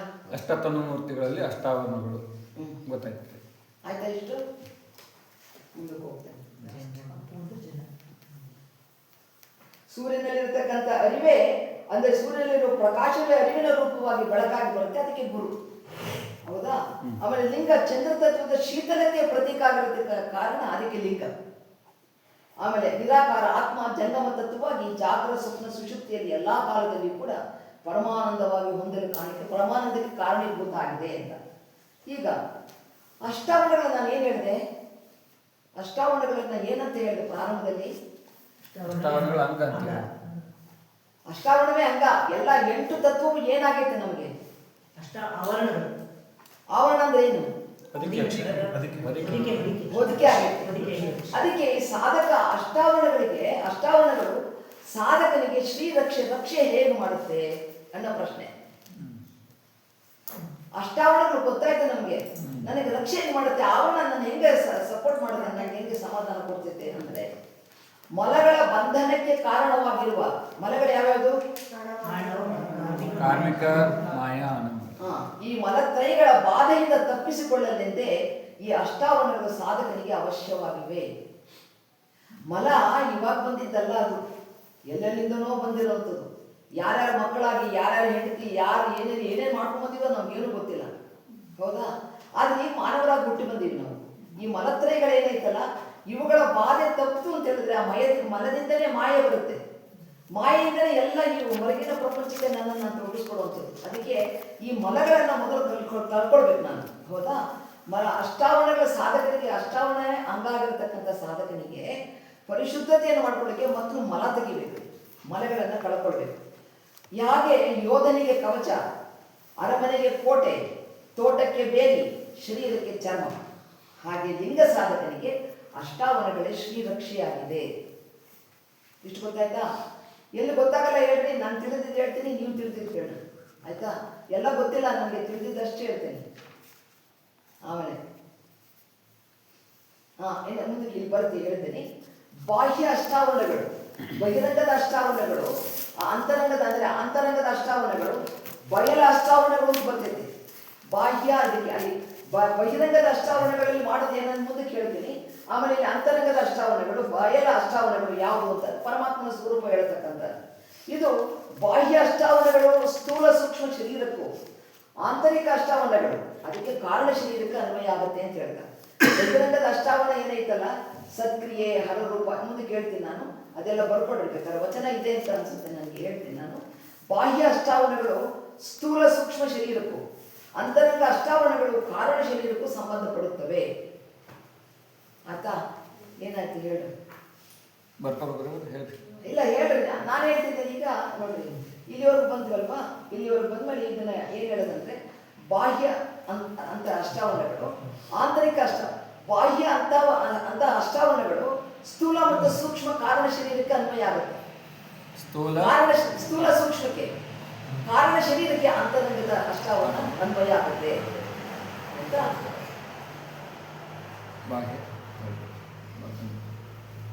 ಸ್ಥೂಲ ಸೂಕ್ಷ್ಮ ಬಹಿರಂಗದ ಅಷ್ಟಾವರಣ, ಕಾರಣ ಶರೀರಕ್ಕೆ ಅಂತರಂಗದ ಅಷ್ಟಾವರಣ. ಅದು ಯಾವುದಂದ್ರೆ ನೀವು ಬರ್ಕೊಂಡ್ರಿ ಆಗಲೇ, ಆಯ್ತಾ? ಅದೇನು ಮುಂದಕ್ಕೆ ವಚನ ಕೂತೀನಿ ನಾನು. ಇಷ್ಟೊತ್ತು ಗೊತ್ತಾಯ್ತಾ? Yes no? ಹಾಂ, ಎಸ್. ಅದಕ್ಕೆ ಸಾಧನೆಗೆ ಮುನ್ನ ಸಾಧನೆ ಮಾಡಲಿಕ್ಕೆ ನನ್ನಲ್ಲಿರತಕ್ಕಂಥ ಕೆಟ್ಟ ಕಸನ ಏನೇನು ತೆಗಿಬೇಕಂತ ಹೇಳಲಿಕ್ಕೆ ಈ ಅಷ್ಟಾವರಣಗಳ ಒಂದು ವಿಚಾರದ ಬಗ್ಗೆ ಸರಿಯಾದ ಕೂಲಂಕುಷವಾಗಿ ನಾನು ಅರ್ಥೈಸ್ಕೊಳ್ಬೇಕು. ಹೌದಾ? ಅದಕ್ಕೆ ಅಷ್ಟಾವರಣಗಳ ಬಗ್ಗೆ ವಿವರಣಾತ್ಮಕವಾಗಿರ್ತಕ್ಕಂಥ ಅವಶ್ಯವಾಗಿರ್ತಕ್ಕಂಥ ಮಾಹಿತಿ ನನಗೆ ಬೇಕು. ಯಾಕೆ ನಾನು ಶುದ್ಧ ಮಾಡ್ಕೊಳ್ಬೇಕಲ್ಲ, ಮಾನವನಾಗಿ ಬಂದಿದ್ದೀನಿ, ಗುರಿ ಯಾಕೆ ಸೇರಬೇಕು, ಏನು, ಎಲ್ಲೋಗ್ಬೇಕು ಎಲ್ಲ ನನಗೆ ಗೊತ್ತಾಗಬೇಕಲ್ಲ, ಅದಕ್ಕೆ ಶುದ್ಧತೆ ಬೇಕು ಅಂತ ಹೇಳಿದ್ರು. ಅದಕ್ಕೆ ನಾವು ನೋಡ್ತೀವಿ ನೋಡ್ರಿ, ಯಾವಾಗಲೂ ನೀವು ಬಹಳ ದೀರ್ಘವಾಗಿ ಅಭ್ಯಾಸ ಮಾಡಿದ್ರೆ ಎಲ್ಲವನ್ನು ತ್ರಿತತ್ವದಲ್ಲೇ ಶರಣರು ಕೊಡುವಂಥದ್ದು. ಅಲ್ಲಿ ನೋಡ್ರಿ, ಸತ್ ಚಿತ್ ಆನಂದ ಮೇಲ್ಗಡೆ ಬರ್ತಿದ್ದೇನೆ, ಸ್ಥೂಲ ಸೂಕ್ಷ್ಮ ಕಾರಣ, ತನು ಮನ ಧನ, ಸೃಷ್ಟಿ ಸ್ಥಿತಿ ಲಯ, ಆಮೇಲೆ ಸಾತ್ವಿಕ ರಾಜಸಿಕ ತಾಮಸಿಕ ಗುಣಗಳು ಲಕ್ಷಣಗಳು. ಅಂದ್ರೆ ಈ 3 ತತ್ವದಲ್ಲೇ ಕೊಡ್ತಾರೆ. ಅಲ್ಲದೆ ನೀವು ನೋಡ್ರಿ, ಏನು ಬರಿತೀವಲ್ಲ ನಾವು ಈಗ ಪರಮಾತ್ಮನನ್ನ ಗುರುತಿಸೋದು ಮೂರೇ ಇದರಲ್ಲಿ. ಏನು ಬರಿತೀವಿ ನಾವು? ಇದು ತ್ರಿಕೋನ, ಸತ್ ಚಿತ್ತ ಆನಂದ. ನಾನು ಉಲ್ಟಾ ಸತ್ವ ರಜಾತಮ. ಹೌದಾ? ಇದನ್ನ ಜೋಡಿಸೇನೆ ಷಟ್ಕೋಣ. ಅದಾಮೇಲೆ ನೋಡೋಣ. ಇದು ದೊಡ್ಡ ಪಾಠ ಇದೆ, ಇದು ಬೇರೆ ಮಾಡೋಣ. ಯಾವತ್ತಾರು ಗೊತ್ತಿಲ್ಲ, ಯಾವತ್ತು ಮಾಡ್ತೀವೋ ಅದಿಷ್ಟು ತಿಳ್ಕೊಂಡಿರಿ ಅಷ್ಟೇ. ನಾನು ಉಲ್ಟಾ ಇದ್ದೀನಿ, ಅದು ದಿವಸ ಇದು ಹೀಗಿದೆ. ಹೌದಾ? ಇಷ್ಟು ತಿಳ್ಕೊಡ್ರಿ. ಇದಿಷ್ಟ ಆಯ್ತಲ್ಲ. ಈಗ ನಾನು ಏನು ತಿಳ್ಕೊಳ್ಬೇಕಂತ ಹೇಳಿದ್ರೆ, ಅಷ್ಟಾವರಣವನ್ನ ಅಂಗವನ್ನ ಶುದ್ಧ ಯಾವ ರೀತಿ ಮಾಡ್ಕೊಳ್ಬೇಕು ಅಂತ. ಅಂದ್ರೆ ಇದೆಲ್ಲದಕ್ಕೂ 3 ತತ್ವದ ಮೂಲಕವೇ ಪ್ರತಿಯೊಂದು ವಿಚಾರವನ್ನು ವಿಸ್ತಾರವಾಗಿ ಹಂತವಾಗಿ ಶರಣರು ಬೇರೆ ಬೇರೆ ಆಯಾಮಗಳಲ್ಲಿ ವಿಸ್ತಾರ ಮಾಡ್ಕೊಂತ ಹೋಗ್ತಾರೆ. ಅದನ್ನು ನಾವು ಅರ್ಥೈಸ್ಕೊಳ್ಬೇಕು. ಅಷ್ಟಾವರಣ ಇದನ್ನು ಅದಕ್ಕೇನೆ ಕೊಟ್ಟಿರೋದು. ಅಷ್ಟಾವರಣವೇ ಅಂಗವಾಗಿ ಪಂಚಾಚಾರವೇ ಪ್ರಾಣವಾಗಿ ಅನುಭವಕ್ಕೆ ಅಲ್ಲಿ ಬೇಕಾಗಿರ್ತಕ್ಕಂಥದ್ದು ಷಟಸ್ಥಲ ಸಾಧನಾ ಮಾರ್ಗ. ಅದು ಅನುಭವ. ಇದನ್ನು ಸುಮ್ಮನೆ ತಿಳ್ಕೊಳ್ಳೋದು, ಇಲ್ಲಿ ಇಂಪ್ಲಿಮೆಂಟ್ ಮಾಡೋದು, ಅಲ್ಲಿ ಅನುಭವವನ್ನು ಪಡ್ಕೊಳ್ಳೋದು. ಆಯ್ತಾ? ಹೀಗೆ ಷಟಸ್ಥಲದ ಮಾರ್ಗ ಅಂತ ತಿಳ್ಕೊಳ್ಳಿ. ಈ ಹೊದಿಕೆಯಲ್ಲಿ ಪ್ರತಿಯೊಂದು ತತ್ವವೂ ಕೂಡ ಸ್ವತಂತ್ರವಾಗಿರ್ತಕ್ಕಂಥ ಲಕ್ಷಣಗಳ ವಚನಗಳ ಮೂಲಕ ವಿಸ್ತಾರ ಆಗೋದನ್ನ ನಾವು ನೋಡ್ತೀವಿ. ವಚನಗಳ ಮೂಲಕನೇ ವಿಸ್ತಾರ ಮಾಡೋದು. ಬಾಯ್ಪಾಠ ನಮ್ದೇನಲ್ಲ. ಏನು ವಚನದಲ್ಲಿ ಹೇಳುತ್ತೆ ನನ್ನ ಅರಿವಿಗೆ ಬಂದಾಗ ನಿಮ್ಗೆ ಹೇಳುವಂಥದ್ದು ಅಷ್ಟೇ, ವಿಶೇಷ ಏನಿಲ್ಲ.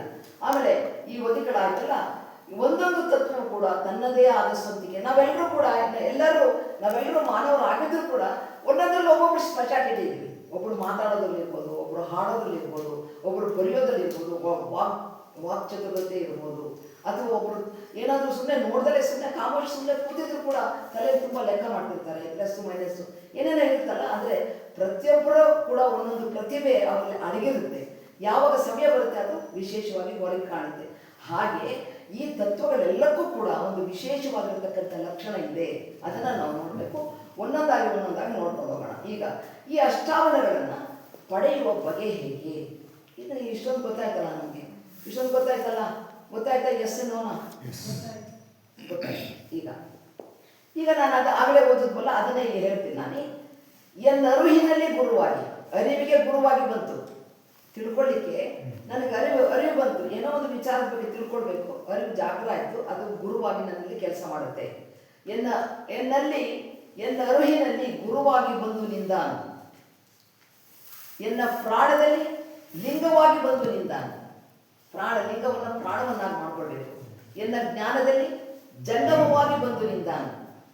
ಆಮೇಲೆ ಪ್ರಸಾದ ಎದಕ್ಕೆ ಬರ್ತೈತಿ? ಪೃಥ್ವಿ ತತ್ವ. ಅದರ ಗಂಧ ಗಾಳಿಕೆ, ಅಂದ್ರೆ ಗಾಳಿಕೆ ಹೇಳ್ಬೇಕು. ಗ್ರಾಣದಲ್ಲಿ ಪ್ರಸಾದವಾಗಿ ಬಂದೆ ನಾನು. ಹೊಸ ವಾಸನೆ ತಗೊಳ್ಳೋದ್ರಿಂದ ತಾನೆ. ಗ್ರಾಣದಲ್ಲಿ ಪ್ರಸಾದವಾಗಿ ಬಂದು ನಿಂತಾನು. ಜಿಹ್ವೆಯಲ್ಲಿ ಹೇಳ್ರಿ ಭಾಗವತಕವಾಗಿ. ನೇತ್ರದಲ್ಲಿ ರುದ್ರಾಕ್ಷಿ. ನೋಡ್ರಿ ಇಷ್ಟ ಹೇಳ್ತಾರೆ. ತ್ವಕ್ಕಿನಲ್ಲಿ ಒಂದ್ ದಿವಸ ಬರೋದ್ರೆ ನೋಡಿ ಎಷ್ಟು ತಲೆ ಕೊಡ್ತಿರ್ತೀವಿ. ಬರಿಬೇಕು. ತ್ವಕ್ಕಿನಲ್ಲಿ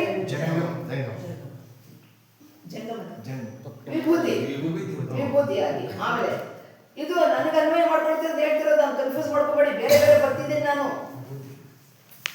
ಅರಿವಿನಲ್ಲಿ ಲಿಂಗವಾಗಿ ಬಂದನು, ಗುರುವಾಗಿ ಬಂದನು ಅಂದ್ರೆ ಹೆಂಗ್ ಬರ್ತೀನಿ ನಾನು? ಹೌದಾ? ಹಂಗೆ ತಿಳ್ಕೊಳ್ಬೇಕು. ತ್ವಕ್ಕಿನಲ್ಲಿ ವಿಭೂತಿಯಾಗಿ ಬಂದು ನಿಂತಾನು. ಶ್ರೋತ್ರದಲ್ಲಿ ಇವ್ರು ಅವರು ಪಂಚಾಕ್ಷರಿ ಬಂದು ನಿಂತಾನೆ, ಪಂಚಾಕ್ಷರಿ ಮಂತ್ರವಾಗಿ ಬಂದು ನಿಂತಾನೆ. ಆಮೇಲೆ ಇಂತು ಎನ್ನ ಅಂಗದಲ್ಲಿ ಅಷ್ಟಾವರಣವಾಗಿ ಕರಸ್ಥಳಕ್ಕೆ ಇದೆಲ್ಲವನ್ನೂ ಒಳಗೊಂಡಿರತಕ್ಕಂಥದ್ದು ಒಂದು ವಿಶೇಷವಾಗಿರತಕ್ಕಂಥ ಬಸವಣ್ಣನವರ ಕೊಡುಗೆ ಇಷ್ಟಲಿಂಗವಾಗಿ ನನ್ನ ಅಂಗೈಗೆ ಬಂತು. ಬಿಟ್ಟಿದ್ದಾರೆ ನೋಡಿ ಅದ್ರಾಗೆ. ದೇಶಿಕೇಂದ್ರದ ದೇಶಿಕೇಂದ್ರ ಸಂಗನ ಬಸವಣ್ಣ 12ನೇ ಸಂಪುಟ 48ನೇ ವಚನ. ವಚನ ಲೈನ್ ನಡುವಿನಲ್ಲಿ ಗುರುವಾಗಿ ಬಂದು ನಿಂತಾನು.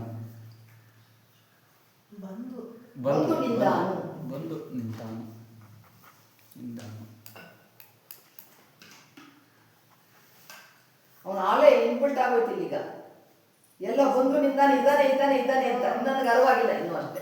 ಹೌದಾ? ಸರಿ, ಈಗ ಅಷ್ಟಾವರಣವನ್ನ ನನ್ನ ದೇಹಕ್ಕೆ ಸಂಬಂಧ ಪಡ್ಕೊಳ್ಳೋದು ಹೇಗೆ ಅಂತ ಗೊತ್ತಾಯ್ತು. ಇದಿಷ್ಟು ಗೊತ್ತಾಯ್ತಾ? ಪಂಚಾಕ್ಷರಿಯವರು ಎಲ್ಲರೂ ಹೇಳ್ರಿ, ಗೊತ್ತಾಯ್ತಾ? ಹಾ, ಗೊತ್ತಾಯ್ತು. ಸರಿ, ಇನ್ಯಾರಿಗೆಲ್ಲ? ಕಿರಣ್ಗೆ ಗೊತ್ತಾಯ್ತು, ಮಹಂತೇಶನ್ ಗೊತ್ತಾಗಿಲ್ಲ. ಗೊತ್ತಾಯ್ತು. ಈಗ ಕೇಳ್ತಾ ಇದ್ದಾರೆ ಅವರು, ಖುಷಿಯಾಗಿ ಕೇಳ್ತಾ ಇದ್ದಾರೆ ಅವರು. ಈಗ ಬಂತ? ಆಯ್ತು, ಬರ್ಕೊಡ್ರಿ. ನಾನು ಸಂಪುಟ ನಮ್ಮ ನಂಬರ್ ಹೇಳ್ತೀನಿ, ತಿಳ್ಕೊಡ್ರಿ. ಇಷ್ಟು ಗೊತ್ತಾಯ್ತಾ? ಮುಂದಕ್ಕೆ ಹೋಗ್ಲಾ? ಹಾಂ, ಮುಂದಕ್ಕೆ ಹೋಗ್ತಾ ಇದ್ದೀನಿ. ನಾಳೆ ವಿಷಯ ನಾಳೆ ಕ್ಲಾಸ್ ಇರುತ್ತೆ. ನಾಡು ಇದೇ ಗುರುವಾರ ಹೋಗೋದೈತಿ. ಅಲ್ಲ, ಮಹಾಮನೆ ಹೋಗ್ತಾರೆ ಅಂದ್ರಲ್ಲ, ಅದಕ್ಕೆ ನಾನು ಇರೋಲ್ಲ ಅಂತ ನಾನು ಮಾಡಿದ್ದೆ. ನಾಳೆ ಗುರುವಾರ ಡಿಂಗ್ ಡಿಂಗ್ ಡಿಂಗ್ ಡಿಂಗ್. ಒಟ್ಟು ಚೇಂಜ್ ಮಾಡ್ಕೊಂಡು ಬೆಳಗ್ಗೆ ನಮ್ಗೆ ಹಿಡ್ಕೊಂಡಿದ್ದಕ್ಕೆ ಕರ್ಕೊಂಡು ಹೋಗಿ. ಅದೇ ಹೇಳಿದೆ ಅವ್ರಿಗೆ. ಈಗ ಮಹಾಮನೆ ಕ್ಯಾನ್ಸಲ್ ಆಗ್ತದೆ. ಇನ್ನು ಏನತ್ರ ಮಾಮೂಲಿ ಅದೇ ನಾಳೆ ಹೋಗೋಣ, ಮಾಮನೆ ನಾಳೆ ಹೋಗೋಣ. ನಾಡ್ದು ಈಗ ಕರ್ಕೊಂಡು ಹೋಗಿ ಈಗ ನಾಡ್ದವರು ಊರಿಗೆ ಹೋಗೋರು, ನಾಳೆಗೆ ಮಾಮನಿಗೆ ಹೋದ್ರೆ ಎಲ್ಲರೂ ಹೋಗ್ಬೋದು. ನಿಮ್ ಕಾಲು ನೋವಿದೆ? ಸರಿತಾವ್ರೆ? ಅವರೇ ಕಾಲು ನೋವಿದೆ? ನೀವೇನ್ ಮಾಡಿದ್ರೆ ಅವರೇ ಅಗ್ರವಾಗಿ ಅಷ್ಟಾವರಣದ ಪ್ರತಿರೂಪವೇ ಏನ್ ಕೊಟ್ಟಾರ ನೋಡಿ. ಕರಸ್ಥಲದ ಇಷ್ಟಲಿಂಗ ಎನ್ನ ಕರಸ್ಥಲದಲ್ಲಿ ಇಷ್ಟಲಿಂಗವಾಗಿ ಬಂದು ನಿಂತಾನು ನಿರಂಜನ ಚನ್ನ ಬಸವಲಿಂಗ ತಾನೇ ನೋಡ ಎನ್ನ ಗುರುವರ ನೋಡು. ಚೆನ್ನಾಗಿಲ್ವಾ? ಚಪ್ಪಡೆ ತಟ್ಟಿ ವಚನ ಎಲ್ಲ ತಿಳ್ಕೊಂಡ್ವಿ. ಕಾರ್ಯರೂಪಕ್ಕೆ ತರಬೇಕಲ್ಲ, ಹೇಗೆ ತರೋದು ಇದನ್ನ? ಹೌದಾ? ಅಷ್ಟಾವರಣ ಕಾರ್ಯರೂಪಕ್ಕೆ ಯಾವ ರೀತಿ ತರಬೇಕು? ಒಂದು ಏನಾರ ಇರ್ಬೇಕಲ್ಲ, ಥೀಮ್ ಇರ್ಬೇಕಲ್ಲ, ಏನಾದರೂ ಪ್ರಾಕ್ಟಿಕಲ್ ಮಾಡಿ ಇರ್ಬೇಕಲ್ಲ. ಈಗ ಷಟ್ತ್ರಿಂಶತ್ ತತ್ವಗಳೇ ದೇಹವಾಗಿ. ಷಟ್ ಅಂದ್ರೆ 6, ಅಂದ್ರೆ 30, ಶತ 36 ತತ್ವ. 36 ತತ್ವಗಳು. ನೀವು ಹೇಳ್ಬೇಡಿ, ಹೇಳ್ರಿ 36 ತತ್ವಗಳು ಯಾವ್ದು ಹೇಳ್ರಿ? ನೀವು ಬೇಡ ಹೇಳ್ರಿ. 36 ತತ್ವ ತತ್ವಗಳು ದೇವ್ರು ಹೇಳ್ರಿ. ನಮ್ಮ ಲಿಂಗದೇವ್ರು ಹೇಳ್ತಾ ಇರ್ತಾರೆ ಎಲ್ಲ 36 ತತ್ವದ ಆಚೆ ಕಡೆ ಇದ್ದವ್ರು ಒಬ್ರು ಹೇಳ್ತಾರೆ. ಮಾದೇಶ್ವರ ನಾನು ಹೇಳ್ಕೊಟ್ಟಂಗೆ ಹೇಳ್ಬೇಡ.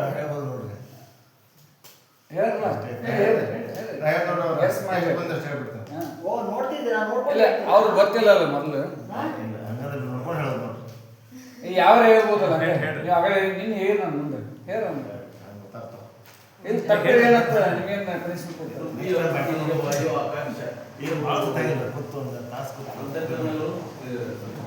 ಕರ್ಮೇಂದ್ರಿಯಗಳು, ಜ್ಞಾನೇಂದ್ರಿಯಗಳು, ಆಮೇಲೆ ಪಂಚವಾಯುಗಳು, ವಾಯುಗಳು ಎಲ್ಲ ಒಂದು 5ಕ್ಕೆ 5 ಕೂಡಿ 25 ಆಯ್ತು. ಕರ್ಮೇಂದ್ರಿಯಗಳು, ಜ್ಞಾನೇಂದ್ರಿಯಗಳು, ಅಂತಃಕರಣಗಳು ಹೆಂಗೋ 25 25 ಹೇಳಿ ಪೂರ ಇಲ್ಲ 25 ಕೂಡಿದ್ದಕ್ಕೆ ಒಂದು ಶಬ್ದ ಐತೆ ಅದಕ್ಕೆ ನೋಡಿ. ಈಗ ತಿಳ್ಕೊಳ್ಳಿಕ್ಕೆ ಒಂದು ಕೆಲಸ ಮಾಡಿ, ಸಿಸ್ಟಮ್ಯಾಟಿಕ್ ಆಗಿ ತಿಳ್ಕೊಡ್ರಿ. ಒಂದಾದ್ಮೇಲೆ 2 ಹೇಳಿ, 2 ಆದ್ಮೇಲೆ 3 ಹೇಳಿ, ಆಯ್ತಾ? ಒಂದಾದ್ಮೇಲೆ 5 ಅಂತ ಹೇಳಕ್ ಹೋಗ್ಬೇಡಿ, ತಪ್ಪಾಗುತ್ತೆ ಲೆಕ್ಕ. ಇಲ್ಲ 10 ರಿಂದ 9, 8 ಹಿಂಗಾರ ಬರ್ರಿ. ಹಂಗಾದ್ರೂ ಬನ್ನಿ. 1 ರಿಂದ 2 ಒಂದು ಕರ್ಮೇಂದ್ರಿಯಗಳು, ಯಾಕೆ? ಬುದ್ಧಿ ತತ್ವ, ಆಯ್ತಾ? 2 ವಿಷಯೇಂದ್ರಿಯಗಳು, ಅಪ್ಪು ತತ್ವ. ಆಮೇಲೆ 3 ಜ್ಞಾನೇಂದ್ರಿಯಗಳು, ಜ್ಞಾನೇಂದ್ರಿಯಗಳು ಅಥವಾ ಬುದ್ಧೀಂದ್ರಿಯಗಳು, ಅಗ್ನಿ ತತ್ವ. ಆಮೇಲೆ ವಾಯುಂದ್ರಿಯಗಳು, 4 ವಾಯುಂದ್ರಿಯಗಳು, ವಾಯು ತತ್ವ, ಅಂತಃಕರಣಗಳು ಆಕಾಶ ತತ್ವ. ಬಂತ ಎಲ್ಲರಿಗೂ ಹೇಳಲಿಲ್ಲ. ಯಾಕಾದ್ರೂ ಇವಾಗ ಹೇಳೋದು ಅನ್ಕೋಬೇಡ್ರಪ್ಪ. ಆಮೇಲೆ ಅಂದ್ರೆ ಕಲಿಸ್ಬೇಕಂದ್ರೆ ನನಗೆ ಕಲಿಬೇಕಂತ ಉದ್ದೇಶ ಅಷ್ಟೇ, ಏನಿಲ್ಲ. ಎಲ್ಲರೂ ಇವತ್ತು ಸುಮ್ಮನೆ ಏನೋ ಊಟ ಮಾಡ್ಕೊಂಡು ನಿದ್ದೆ ಮಾಡ್ಕೊಂಡು ಹೋಗೋದಲ್ಲ. ಈ ಪರಿಸರದಲ್ಲಿ ಏನಾದರೂ ಒಂದು ತಗೊಂಡು ಹೋಗ್ಬೇಕು ನಾವು, ಅಲ್ವಾ? ಹೇಳಿ. ಪಂಚ ಕರ್ಮೇಂದ್ರಿಯಗಳು, ಪಂಚ ವಿಷಯಗಳು, ವಿಷಯಗಳು, ಪಂಚ ಜ್ಞಾನೇಂದ್ರಿಯಗಳು, ಪಂಚ ವಾಯುಗಳು, ಆಮೇಲೆ ಅಂತಃಕರಣ, ಪಂಚ ಅಂತಃಕರಣ. ಅಂತಃಕರಣ ಹೇಳಿ. ಹೇಳು. ಅವ್ರು ಹೇಳ್ಕೊಟ್ಟಲ್ಲ, ನೀವು ಹೇಳಿ. ಅವ್ರು ಹೇಳಿದ್ದೆ ನೀವು ಹೇಳ್ರಿ. ಅಂದ್ರೆ ಕರ್ಮೇಂದ್ರಿಯಗಳು. ಸ್ಥೂಲದಿಂದ ಸೂಕ್ಷ್ಮ ತರ ಹೋಗ್ತೀವಿ ಅಷ್ಟೇ. ಫಸ್ಟ್ ಸ್ಥೂಲ ಕೈ ಕಾಲ ಎಲ್ಲ ಏನೋ ಕರ್ಮೇಂದ್ರಿಯ. ಪಾದ ಪ್ರಾಣಿ ಇಲ್ಲ ಬರೀ ಇವಷ್ಟೇ ಹೇಳ್ಬಿಟ್ರಿ. ನಾನು ಕರ್ಮೇಂದ್ರಿಯಗಳು ಯಾವುವು ಅಂತ ಕೇಳ್ತೇನೆ, ನೀವು ಹೇಳಿ ಸರ್. ಬರೀ ಇಷ್ಟೇ ಕರ್ಮೇಂದ್ರಿಯಗಳು, ಬುಧ ಮುಗಿಯ ಈಗ 25 ಪಂಚ ಕರ್ಮೇಂದ್ರಿಯಗಳು, ಪಂಚ ವಿಷಯೇಂದ್ರಿಯಗಳು, ಪಂಚ ಜ್ಞಾನೇಂದ್ರಿಯಗಳು, ಪಂಚ ವಾಯುಗಳು, ಪಂಚ ಇಷ್ಟೇ. ಅವ್ರು ಲಾಸ್ಟಿಂಗ್ ಅಷ್ಟೇ ಹೇಳೋದು ಅಷ್ಟೇ ಅಂತ. ನೀವು ಅವು ಏನಂದಾಗ ಕರ್ಮೇಂದ್ರಿಯ ಯಾವ ಅಂದಾಗ ಅವ್ನು ಹೇಳೋದು ಅವ ಇದು ನೋಡ್ರಿ ತಕೊಂಡೆ ఎందుకు ಅನ್ರಲ್ಲ ಇಲ್ಲಿ ನೋಡ್ರಿ ಹಿಂಗೆ ಮಾಡೋದು ಅನ್ರಲ್ಲ ಇಲ್ಲ ಹೇಳ್ರಿ, ಬಾಯ್ ಬಿಡ್ತಲ್ಲ ಏನ್ ಮಾಡ್ತಾರೆ ಅಂದಂಗನ ಅನ್ರಲ್ಲ ಈಗ ಇಟ್ಟಂಕ ಅಂದ್ರಲ್ಲ ಅದನ್ನ ಅನ್ರಿ ಆ ಶಬ್ದ ಅಂದ್ರೆ ಸಾಕು ಕೊಟ್ಬಿಡ್ರಿ.